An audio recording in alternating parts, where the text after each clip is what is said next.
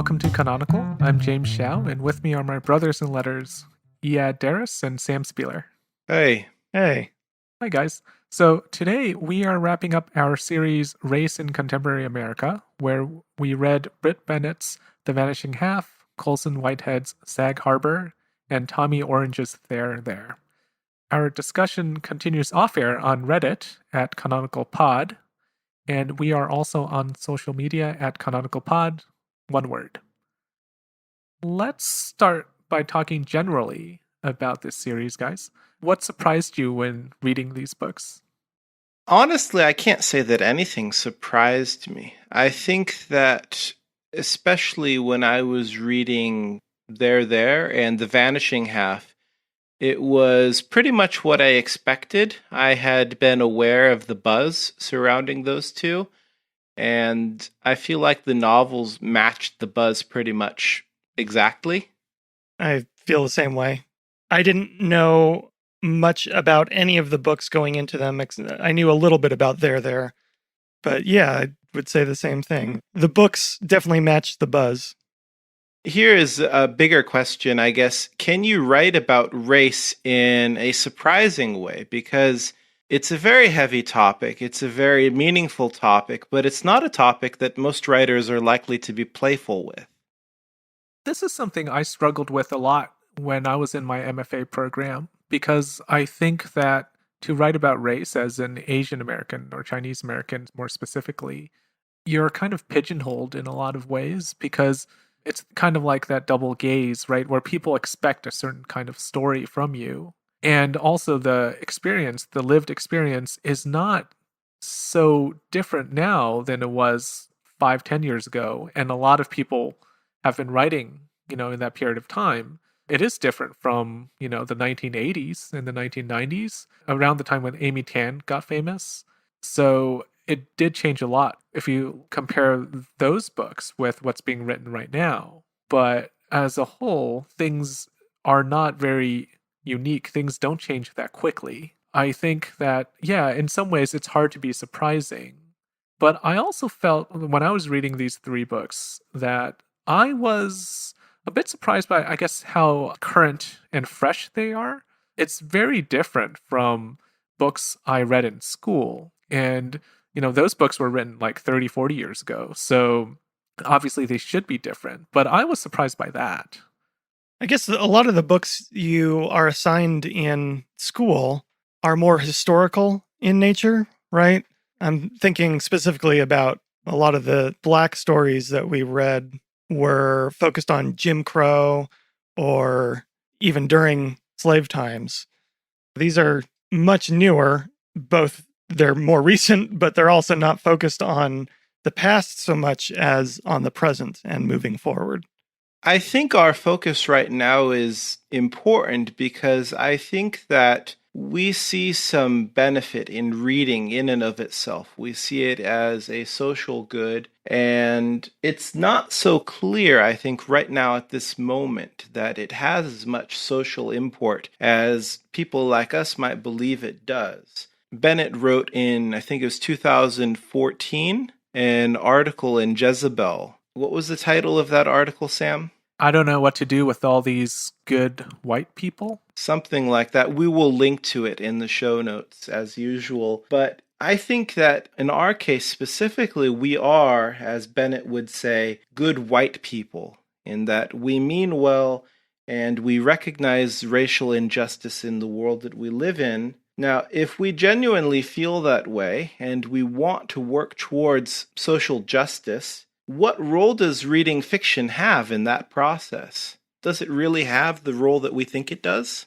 I think the role is diminishing because fewer people are reading. I think the act of reading helps people understand other points of view, and maybe those people are already predisposed to accepting other points of view. I mean, if someone is very much anti-social justice in any form, then that person probably won't be reading The Vanishing Half anyway. So in some ways, I think it does do some good, or it does help progress, but it's limited in that way because the audience is self-selecting. Well, here's something I want to share with you guys. I found this editorial in the Washington Post. This came out in June. It's by a writer called Trey Johnson. And the title of his editorial here is When Black People Are in Pain, White People Just Join Book Clubs. And the passage that I thought was most damning of what we're trying to do is this. He says, "What they do is never enough. This isn't the time to circle up with other white people and discuss black pain in the abstract. It's the time to acknowledge and examine the pain they've personally caused. Black people live and die every day under the burdens of a racism more insidious than the virus that's also disproportionately killing us. And yet white people tend to take a slow route to meaningful activism, locked in familiar patterns, seemingly uninterested in really advancing progress. Theirs is still a world of signs and signaling, where actions like joining book clubs, often based in some meaningfully curated readings that are easy to name, such as White Fragility, How to Be an Anti-Racist, Between the World and Me, and maybe even All About Love, take precedence." So I think that with this editorial, he's really putting this activity that we're doing right now on trial. He's basically saying we are being way too insular and not focusing enough on the realities of the situation that we're in. Well, I'm not white, so I mean, I think it's still the point's well taken, but I can't really speak to the oppressing that I'm personally doing with my ancestors owning other people, at least on this continent. Right. That's the second issue. I mean, if you are saying that there is a relationship between white people and black people, you'd also have to kind of parse out the relationship between black people and all the other races of people that they have relations with. Now, there is a difference between the Asian and black relation, but I think here he's using white people as kind of a stand-in for all non-black people in one sense, because there is a feeling that I get that some people think that Americans in general have advanced and enjoy the advancements of a society that was made possible through slavery. Oh, I totally would rebut that. I don't think he's talking about all non-black people. I think he's talking about white people.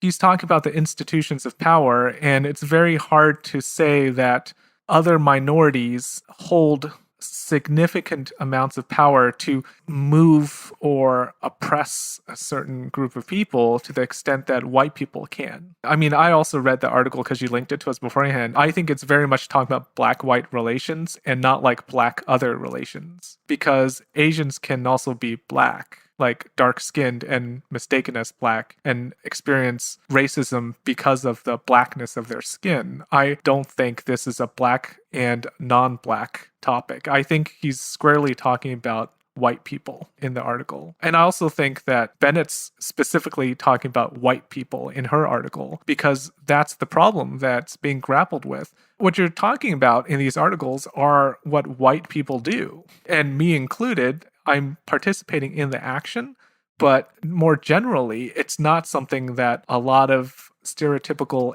Asian people do. This is very much a white thing, a book club. I feel like these articles specifically are talking about white and black relations. I think you're right that the activity that he's kind of picking on, the book club, is a very stereotypically white activity, but the lack of meaningful response to racial injustice is something that's not exclusive to white people. So he's making kind of a call to action for people to engage with racism on a more substantial level. And while it's true that white people aren't engaging, it's also true that other non-black people are also not engaging on that level. Setting that aside, is this fair? Is his accusation relevant? I do think it's relevant. And bringing this back to your original question, what role does reading fiction have in this? I think it's a good start, reading fiction by black writers, by non-white writers, propping those people up and encouraging others to do the same. That's a great start, but it is exactly what both those people are talking about, what Trey Johnson and Brit Bennett are talking about that's not doing very much. So I guess the thing to do then is to continue in what they're asking people to do. Volunteer, support Black businesses, actually fight for things, not just read a book and say, I'm well read now, but be more active in your approach to making justice right. Can we just skip it? Can we not read the books?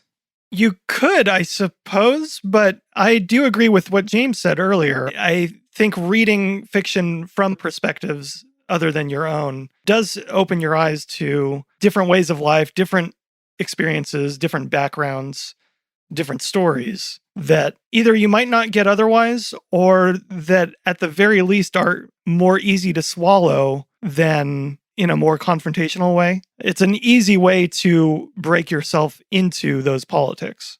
For me, the question is, what can we expect from people who have power or privilege? That's the central question. I think that a lot of people are frustrated because you have like-minded individuals who are willing to agree on a lot of issues, but they're not acting on these issues, or they're not using their privilege and power to forward these issues. That's the frustration that's at the heart of a lot of these articles. And I think the question is, can we expect people to do that?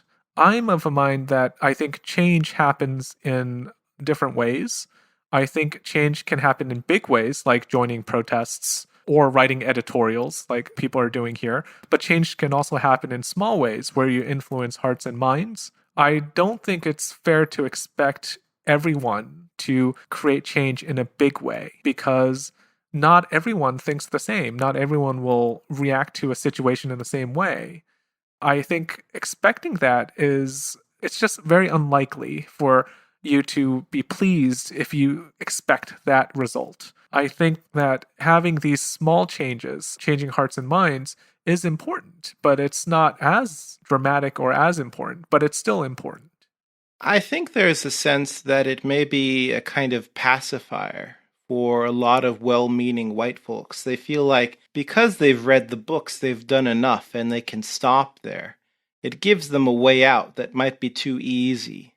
Some people are saying the same thing about protesting, actually, as well, that there's kind of a tourism going on where a white person goes to a couple protests and they feel like they're doing something good, but in reality, nothing has really changed. And in the meantime, them going to these protests, they're generally relatively safe because they're white and because they've still got that privilege. Even if they're theoretically breaking some kind of law according to the powers that be, they're still relatively safe because of their skin color. So even there, some people are saying that's not enough.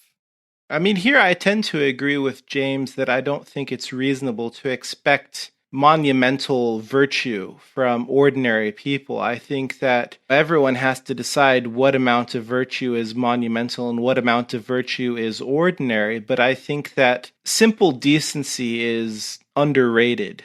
Being kind to other people and treating people with respect, they don't change things wholesale, but they matter more when they're done at a larger scale. And I think that when you set the standard for behavior to a superhuman level where you expect people to make these huge, broad gestures, you're just setting yourself up for failure. You know, we still have people in society who really don't understand social justice. They actively resist it or protest against it. And I wonder if those people had been exposed to, let's say, different stories when they were growing up, not just the stories of their own experience, of their family's experience, or the experience of, let's say, a very insular conservative town. Like if they actually were exposed to some of these books, maybe they wouldn't have ended up in that way. It's hard to know if a book will actually have that effect on a person, but I don't think it's impossible for a book to have that effect on a person, because we've all been moved by books before and by stories before. You know, it's one of those incremental changes that happens as a person grows up, where maybe because of what they were exposed to in a certain literature class, they end up not being as racist as they might be. We just don't know. I mean, there's no way to test that, right? But it feasibly could happen. Yeah, although I bet you could take a survey and make an educated guess that I would say a majority of people have read such books as To Kill a Mockingbird. So maybe it's not fair to put everything on one or two books that generally most people have read, but one or two books probably doesn't signify change in a person. I think the only way to know for sure is to have two timelines. One in which students read To Kill a Mockingbird, and the other in which that book was never written. I think that's the only way we can say, oh, this book has had this much of an effect. We can't say, but I think we can only kind of speculate and say, well, we think it'll make some change and do some good.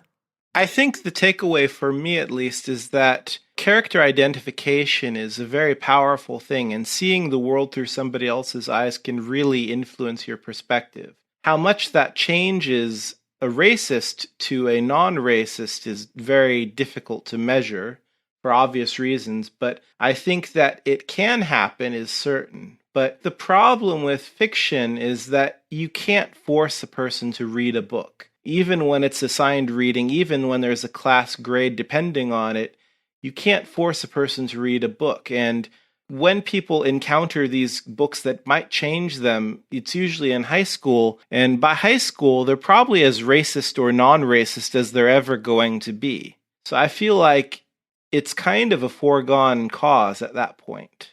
So getting back to the books at hand, if we were to put these books on a spectrum of how aggressively they confront issues regarding race, I think we'd have Sag Harbor on one end and They're There on the other, with The Vanishing Half somewhere in the middle. And we've already discussed in the Sag Harbor episodes how that book feels a bit dated now. But do books like that have a place in today's landscape? Don't we need books all along that spectrum so as not to strike the same notes over and over? I'm a little conflicted because I do think we need an array of approaches in this time or any time, but I still wonder what books like Sag Harbor are bringing to the table currently in today's society.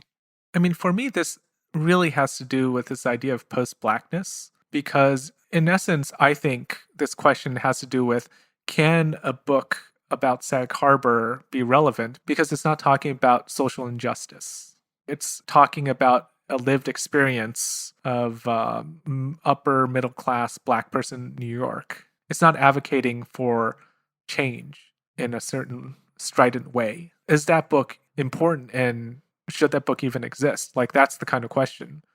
Yes. In thinking about this, I came across a quote from Robert Hayden, who was the first African-American poet laureate of the U.S. I think it was an interview with him. He said, "There is no such thing as Black literature. There's good literature and bad, and that's all." And his point was that we've pigeonholed certain types of literature. We've put all Black literature into this box. And if it's written by a Black person, then it's Black literature. And if it's not written by a Black person, then, if it's written by a white person, maybe it's any other genre, pick one. But Black literature goes in this separate corner box. So I do think we need books like Sag Harbor, but how do we square that with what's going on today, right now? How do we make that as important as books about struggle? I think that Sag Harbor is an interesting example because, well, it's not as forward with its racial politics as you see in They're There or The Vanishing Half. It's all done with the subtext of these people being Black. So, well, it's not about race overtly. Race is always in the shadow of its narrative. So, because race is always in the shadow, the fact that these people live a very particular type of lifestyle that we don't usually associate with Black people, it's like Whitehead has turned up the contrast to the maximum setting, He's making a point, I think, with this novel. It's a very pointed gesture to write about very affluent Black people and remind you that these are Black people, but have their story be so different from the typical Black experience. Now, as a counterexample to Sag Harbor, I can't think of anything particularly good from literature, but if you recall, there was a sitcom in the 90s called Family Matters. And on Family Matters, there was a black family. The dad was a cop, and they lived in Chicago. And the episodes were almost never about race. They were just a very middle-class Chicago family, and they did middle-class things. And on that show, I think they had achieved what Hayden is probably talking about. They had a narrative presented to an audience where the characters just happened to be black. Their blackness was never the focus of the show. In Sag Harbor, their blackness is still the focus of the novel, even though the novel isn't explicitly about racial injustice. And I think that in fiction, characters and stories who just happen to be black are few and far between. Do you think we were off the mark then in saying that it wasn't fresh anymore? I think it's fresh in the sense that it's unusual to see that kind of narrative, but it's not fresh because I feel like that kind of hopeful foregrounding of a changed and different black experience belonged to the Obama years. I'm still dreaming of a future where those kinds of experiences become more common. So I don't think that that's something that should be in the past, but I just think that the way that the narrative is foregrounded or the narrative is contrasted with the blackness of the characters is something that reminds us of the past. It feels dated because of that contrast. Do you think the idea of narratives and characters that just happen to be black is a reasonable thing? Do you think that that will ever actually happen? Well, we can actually, it's not a black character, but I've been thinking a little bit about the character Jeevan from Station 11, and he just happened to be Indian. It didn't come up at all. There was nothing about it at all in the book beyond his name. I don't know really what to make of that other than there it is. The reason I was thinking about it this past week was, what does that say to use a name from another culture in your own writing? Does that mean anything? Does it help? Does it detract? I don't see how it could hurt, but I don't know that it adds anything either. I don't know how I feel about Jeevan either. I talked about this when we were talking about Station 11. I felt like Mandel made a specific choice when writing to have characters who were incidentally minorities. I think it would be more interesting to me, and again, I wish I had more examples from literature, but if we had more narratives that were, I guess it would be majority minority, like where you'd have a story where they were all black people or all Indian people or all whatever, but that was never the focus of the story, rather than having individual minority characters. We're certainly seeing that more in film as more people speak up and want more stories from minority groups. But it's a lot easier to opt into a 2-hour movie than it is to opt into a novel. Someone like Jhumpa Lahiri, she doesn't really discuss racial politics. She writes realist short stories and novels about Indian people, but they're just people. They're not specifically dealing with any kind of social justice. So I think it's quite common, actually. I think it's definitely out there. She's a good example because of just how good of a writer she is. I haven't read The Namesake, but Interpreter of Maladies was one of my favorite books for a long time. But to your point, Sam, about Sag Harbor, I think it runs the risk of being a novelty. That's the issue, is when you have something like that that's so unique and people think, oh, isn't that strange? They don't read too deeply into it. They just read it on that level of novelty. That, for me, is the biggest tragedy that can happen when you have these multiple points of view. I think you don't need every book to be pulling in the same direction politically or advocating for change in the same way. But I think it's a problem when you present a lot of different books. People expect a certain thing. When it's not that thing, they think, oh, this is strange and interesting, but they don't really consider it very deeply, or they don't think how it fits in with everything else. This is what we are trying to do. We're trying to say, okay, let's look at this book and really think about where it fits in. But I think it's really easy to read a book like Sag Harbor and then forget about it. Luckily, as we've discussed, he's a pretty prominent writer with more prominent books than that deal more directly about race. So at least for that case, I'm less worried about Sag Harbor and how that fits in, even though it's more realist than a lot of his books.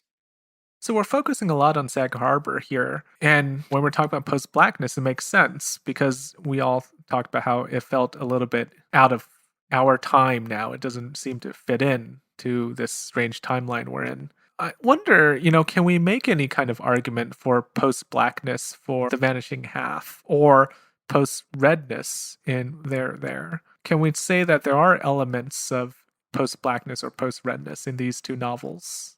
I'm thinking in The Vanishing Half, we might say something about the trans character, which I mentioned in that episode that it very much took me out of the book in a way. It kind of surprised me, and I feel like it's mixing up two kinds of transformations that doesn't quite make sense in my mind, but it certainly does kind of subvert the traditional expectations of a black novel. So you might argue that that's post-black. Did you guys see any kind of post-blackness or post-redness in those two novels? I think it was an expansion rather than a transgression. What I mean here by an expansion is that traditionally I think that a lot of the black fiction that we had been exposed to in our high school reading lists was often very traditional in terms of its focus on the traditional man, woman, child sort of family. Nowadays, I think that conception of family life has expanded greatly to the point where trans people are included and, LGBT partners are included. And I think that because that expansion has taken place not just within the black community, but throughout our whole society, that same expansion has taken place inside of black narratives. Whereas I think with the post-black thing, it's more of an individual kind of stepping out of the prescribed boundaries of black behavior rather than something that has been pushed or has been made room for by a broader societal change. Yeah, I agree. And for our audience, I'll present a definition of post-blackness from Duke professor Wanima Lubiano. She defines it as a time when you are no longer caught by your own trauma about racism in the history of black people in the United States. I think that what you're saying is right, Ed, in that a lot of literature nowadays kind of present trans or other LGBTQ characters or people in their literature because it's just normalized now. I think you could argue for it being post-black in that if you're saying that black narratives have to deal with this kind of trauma about racism and the history of black people, and that's what it has to be about, then someone dealing with the trauma of being a trans person in the 1980s just doesn't fit. And that narrative doesn't gel with what you're trying to accomplish. So in that way, you could argue that it's post-black. But I agree. I think it's just part of a very general movement toward normalizing LGBTQ characters in literature. I think that the interesting thing is how Professor Lubiano's definition of post-black is quite different from the definition of post-black that we talked about in the Sag Harbor episode, where Tartt is saying that you shouldn't be bound by these kinds of behaviors that black people aren't supposed to be doing, or the historical sort of significance of eating watermelon. Wasn't that the test that he came up with? You should eat a watermelon on the street if you feel like it. Yes, or walking down the street with 2 watermelons. Yeah, Lubiano's definition is very different.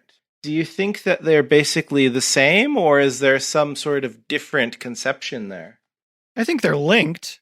No, I agree. I think it is different and linked in some way, but I think it is different because this idea is so new that people are really trying to figure out what exactly it means. This is why I said in that episode as well, I am not the expert on post-blackness, but I think it had its origins in art, especially with queer artists, who were pushing back against being identified as Black and not being identified as queer. Because they were queer Black artists, people expected a certain kind of work from them.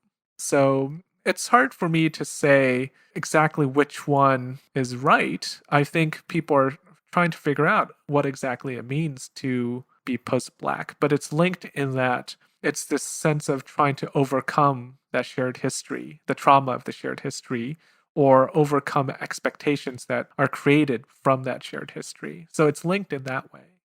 What about There? We talked a lot about the Vanishing Half and Sag Harbor. Do you think that There does much to change or expand the native identity?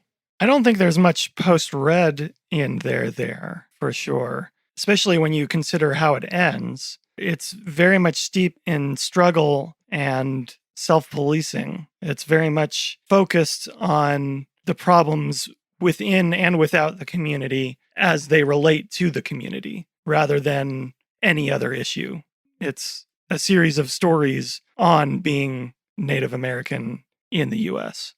I think those aspects of modernity that we talked about, I think those aspects kind of hint toward a post-redness, but the ending kind of slams the door on it very strongly. It kind of says that you cannot actually move beyond your history or overcome your trauma, that your existence today is fused with that history. I think it's an interesting tension that wasn't really developed as much as I'd like, but I wonder if Tommy Orange is going to explore that some more in his future work, because I think it would be interesting to look at how in the present time, how you can actually try to sever yourself from that history. I think that there were gestures towards the expansion of the native identity in this urban Indian project that he mentions near the beginning of the novel. Like you, I don't think that it was as realized as it could have been, but I do think that there is an expansion, and this is probably something bigger that we might need to talk about on Reddit after the fact, but what does it mean for something to be post something rather than to be an expansion of something? Because I think that the things that we have in the Black narrative tradition that we could be post are things that Black people are more or less accepting of, like the emphasis on racial injustice and slavery are things that a lot of Black writers don't want to move beyond. A lot of Black writers want to focus on injustice. But the things that I would see Native writers wanting to move beyond are things that are very stereotypical. Things like, powwows and rain dances and peace pipes. Those sort of caricatured Native culture things, which I think if we expanded Native culture more, there would be less pushback than the idea of expanding Black culture. Well, these are some heavy topics, and I'm thoroughly depressed now. So let's take a break. And afterwards, we'll talk about some other topics besides post-Blackness.